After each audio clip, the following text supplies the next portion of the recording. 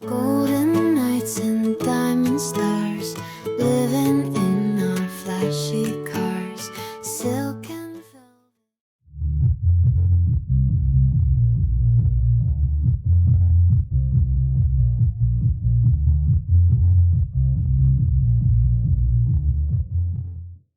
催し場所上空での無人航空機の飛行について、無人航空機の操縦者は、多数の人が集まる催しが行われている場所の上空での飛行が原則として禁止されています。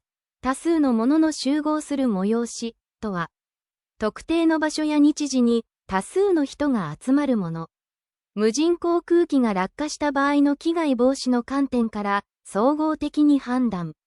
集合する人数や規模、特定の場所や日時に開催されるかどうか、具体的な該当例。該当するもの、祭礼、縁日、展示会、プロスポーツの試合、スポーツ大会、運動会。屋外で開催されるコンサート、町内会の盆踊り大会、デモ、G 行為、など。該当しないもの、突発的に発生する人混み、信号待ちや混雑など、飛行時の注意事項。多数の人が集合する催し場所上空で飛行する場合、以下に注意する必要があります。風速5メートル毎秒以上の場合は飛行を中止すること。機体が第三者や物件に接触した場合の危害を軽減する構造を用意していること。催し場所上空の飛行についての例外として適切なものを選びなさい。1、多数の人が集まる会場の上空。2、信号待ちや混雑により生じる自然発生的な人混み。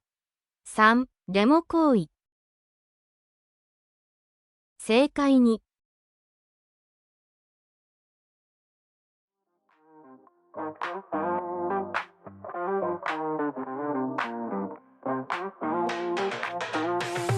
Strutting on the catwalk, lights so bright.